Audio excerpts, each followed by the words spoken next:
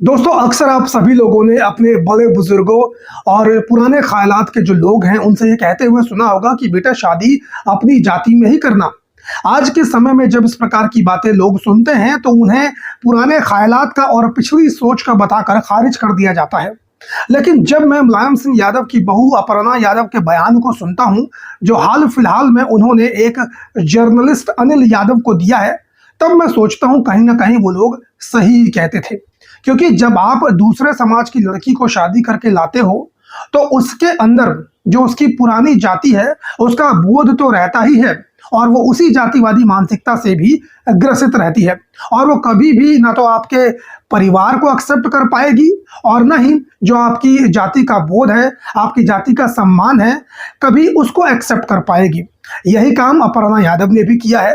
आप सभी लोग जानते हैं कि अपर्णा यादव राजपूत समाज से आती है और जर्नलिस्ट अनिल यादव से बात करते हुए अपर्णा यादव ने राजपूतों के द्वारा जो प्रोपेगेंडा फैलाया जाता है या राजपूत समाज के बीच में जो मान्यता है उसी को आगे बढ़ाने का काम किया।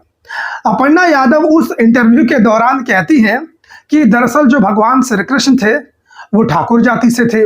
वो कहती हैं भगवान श्री कृष्ण जो थे वो क्षत्रिय थे और यादवों के यहाँ इनका लालन पालन हुआ था। इसी प्रकार की बातें राजपूत समाज के लोगों के द्वारा कही जाती है। इन तमाम मुद्दों के ऊपर हम पहले भी बहुत बार बात कर चुके हैं, हम पहले भी बहुत बार वीडियो बना चुके हैं और सभी लोगों को जानकारी दे चुके हैं, लेकिन उसके बावजूद इन लोगों को ये सारी बातें समझ में नहीं आती है। इसी इंटरव्यू के दौरान अपर्णा यादव कहती है कि ये सारी बातें तो शास्त्रों में लिखी हुई हैं, मैं तो शास्त्रों की बात कर रही हूँ। मैं दावे के साथ कहना चाहता हूँ कि ना तो अपर्णा यादव ने कभी शास्त्र उठाकर पढ़ा होगा, ना तो इनके खानदान में जो राजपूत वाला खानदान है उन्होंने कभी किसी प्रकार का कोई शास्त्र उठाकर पढ़ा होगा, इसीलिए इस प्रकार की बातें अपर्णा यादव कर रही है। सबसे पहले आप सुनिए कि अपर्णा यादव ने इस इंटरव्यू के दौरान क्या कुछ कहा है। स्टेटमेंट पर बहुत कंट्रोवर्सी होने जा रही है। जो आपने कहा है कि कृष्ण जी ठाकुर थे, यादव लोग नाराज होंगे, कहेंगे वो तो यादव है। अब इस पे कहेंगे कि हमारे यादव जी भगवान को कास्ट चेंज कर दी। नहीं, ऐसा कुछ नहीं है। ये तो देखिए ये सर्वविदित है, इसमें कोई मैं शास्त्र संबंधित बात कर रही हूँ, उसमें कोई मैं ऐसी बात कर नहीं रही हूँ कि वो है। हाँ, यदुकुल में क्योंकि उनको जो है बड़ा किया गया, उनका पालन पोषण किया गया, तो वो यादवों के भगवान यदु सम्राट हुए। तो ऐसा नहीं है कि वो थे, परंतु थे वो देवकी और वासुदेव के पुत्र जो कि क्षत्रिय समाज से थे। तो ये एक बहुत बड़ा वो है, इसमें कोई इसकी बात नहीं है। मैं बिल्कुल कंट्रोवर्शियल नहीं है, ये बिल्कुल शास्त्र। हालांकि इन तमाम बिंदुओं के ऊपर हम पहले ही वीडियो बना चुके हैं और राजपूतों के द्वारा जो ये प्रोपेगेंडा फैलाया जाता है इनकी पोल हम पहले ही बहुत पहले खोल चुके हैं। फिर भी एक बार फिर से इस वीडियो के अंदर इसका मैं जवाब देना चाहूंगा और तथ्यों के साथ देना चाहूंगा। ये कहती है कि भगवान श्री कृष्ण ठाकुर जाति से थे। तो सबसे पहले अपर्णा यादव से मैं कहना चाहता हूं कि अपर्णा यादव जी, राजपूत अपर्णा जी, यादव तो कहना आप शोभा भी नहीं देता है, आप यादव समाज की हो ही नहीं सकती हैं क्योंकि आपने यादव समाज को अपना समझा ही नहीं है। इसीलिए आपने ऐसी बात कही है जो यादव समाज को चुप सकती है, यादव समाज से विरोधाभास रखती है। आप कहती हैं कि भगवान श्री कृष्ण ठाकुर जाति से आते थे, तो मैं आपको बताना चाहता हूं कि ठाकुर कोई जाति नहीं होती है। इसके ऊपर विस्तार से मैंने वीडियो बनाई है। ठाकुर एक जाति सूचक शब्द नहीं है। बहुत सारी जातियां ठाकुर शब्द का इस्तेमाल करती हैं। ठाकुर शब्द का मतलब स्वामी होता है। चूंकि भगवान श्री कृष्ण इस समस्त ब्रह्मांड के स्वामी हैं, इसीलिए उनको ठाकुर जी कहकर संबोधित किया जाता है। उत्तर प्रदेश के अंदर ही कई सारी जातियां हैं जो ठाकुर शब्द का इस्तेमाल अपने नाम में करती हैं। यादव समाज के लोग भी कई क्षेत्रों में ठाकुर शब्द का इस्तेमाल करते हैं। हाँ, ये बात सही है कि बहुतायत में राजपूत समाज के लोग ठाकुर शब्द का इस्तेमाल करते हैं। बिहार में आप सभी लोग जानते हैं जो नाई जाति से आने वाले लोग हैं उनको भी ठाकुर कहा जाता है, वो लोग भी ठाकुर शब्द का इस्तेमाल करते हैं। दरअसल बॉलीवुड की पिक्चर्स में राजपूत समाज के लिए ठाकुर शब्द का इस्तेमाल बहुत ज्यादा किया गया है। इसीलिए समाज में एक प्रकार की भ्रांति फैल गई है कि ठाकुर मतलब सिर्फ राजपूत होता है और राजपूतों ने भी यह समझ लिया कि भैया ठाकुर मतलब तो सिर्फ हमारी ही जाति होती है। लेकिन इन महामूर्खों को यह नहीं पता है कि ठाकुर कोई जाति सूचक शब्द नहीं है, बल्कि यह एक प्रकार की उपाधि है जो भिन्न भिन्न जातियां इस्तेमाल करती हैं। स्क्रीन के ऊपर आपको वीडियो नजर आ रही होगी, इसके ऊपर मैंने विस्तार से बनाई है। इस वीडियो का लिंक मैं डिस्क्रिप्शन में दे दूंगा, आप लोग जाकर आराम से इस वीडियो को देख सकते हैं।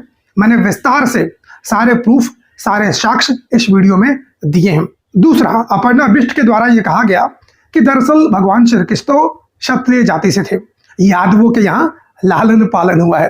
अब मैं क्या बताऊं ऐसे महामूर्खों के बारे में, इनको ये तक नहीं पता है कि क्षत्रिय कोई जाति नहीं है, बल्कि क्षत्रिय तो एक वर्ण है। जैसे चंद्रवंशी क्षत्रिय होते हैं, सूर्यवंशी क्षत्रिय होते हैं।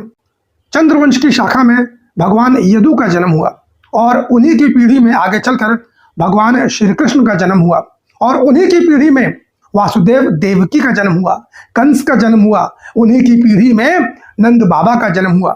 इसीलिए जो भी लोग चंद्रवंश की शाखा में जन्म लिए उन्हें चंद्रवंशी क्षत्रिय कहा जाता है।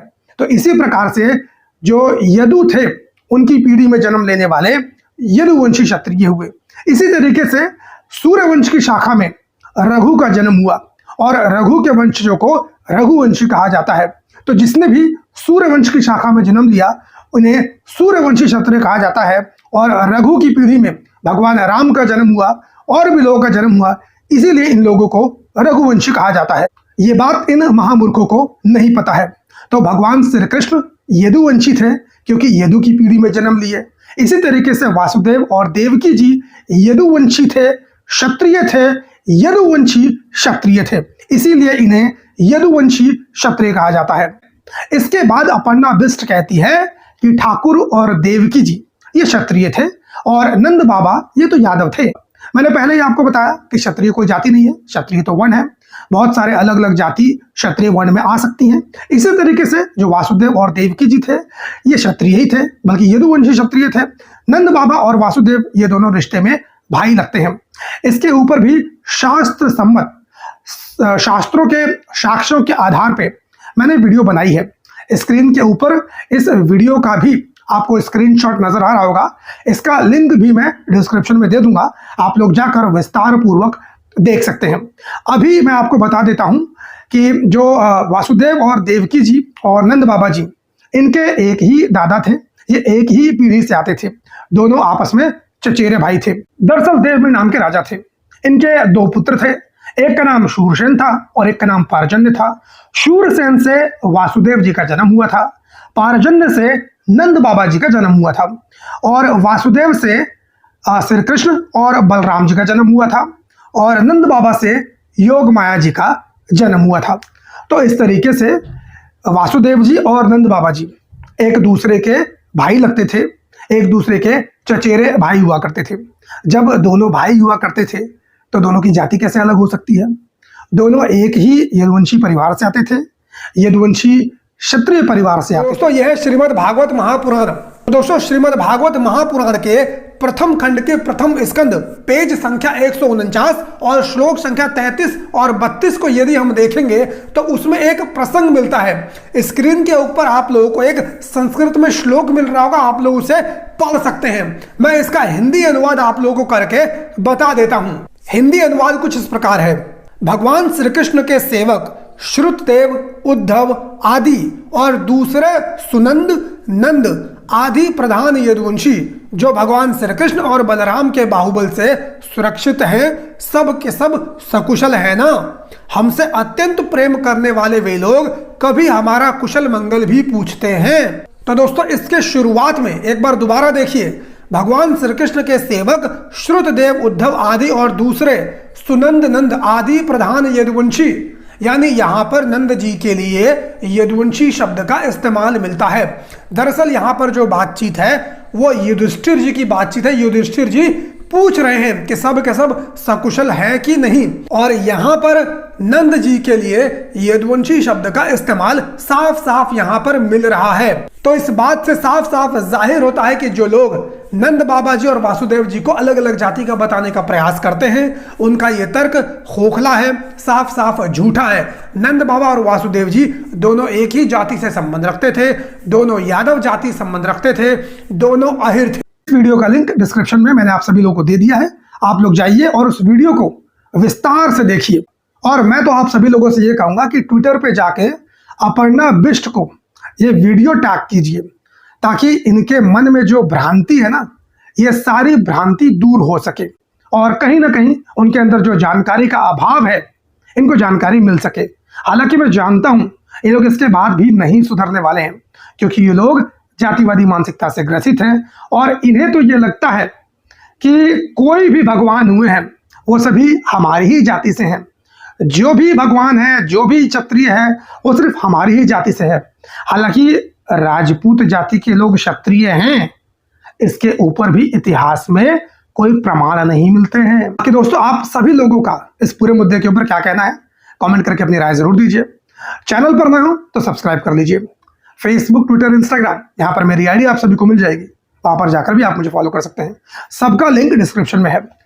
दोस्तों, इंस्टाग्राम के ऊपर अब मैं रेगुलर वीडियोस अपलोड कर रहा हूं, तो मैं चाहता हूं कि आप लोग इंस्टाग्राम के ऊपर भी आप लोग मुझे फॉलो करें, जिससे कि आप लोगों को कम समय में जानकारी वाली वीडियोस मिल सके। तो आज की इस वीडियो में सिर्फ इतना ही। धन्यवाद। जय हिंद।